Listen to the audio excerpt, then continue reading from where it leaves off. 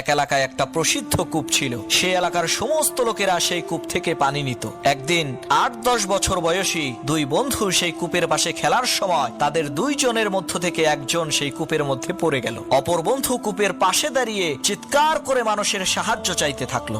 ঘটনাক্রমে সেই দিন কূপের আশেপাশে একজন লোকও ছিল না। কোনো ধরনের কোনো উপায় অন্তর না দেখে সেই ছোট্ট ৮ বছর বয়সী ছেলেটি তার বন্ধুকে বাঁচাবার জন্য কূপের পাশে থাকা রশিতে বাঁধা বালতি কূপের মধ্যে নামিয়ে দিল, আর অনেক কষ্ট করে তার বন্ধুকে কূপ থেকে বের করে আনলো। তারা দুইজন এলাকায় এসে যখন এই ঘটনা বলল, কেউ তাদের কথা বিশ্বাস করলো না যে এই ছোট্ট ৮ বছরের বাচ্চা কিভাবে আর একটা ১০ বছরের বাচ্চাকে কূপের নিচ থেকে টেনে তুলতে পারে। সে এলাকার একজন জ্ঞানী লোক ছিল। সে বলল, হ্যাঁ, ওরা দুইজনই সত্য কথা বলছে। কারণ হচ্ছে সেই ছেলেটি যখন তার বন্ধুকে কূপ থেকে টেনে তুলেছে তখন তাকে এই কথা বলার মতো কোনো লোক ছিল না যে তুই এই কাজটা করতে পারবি না।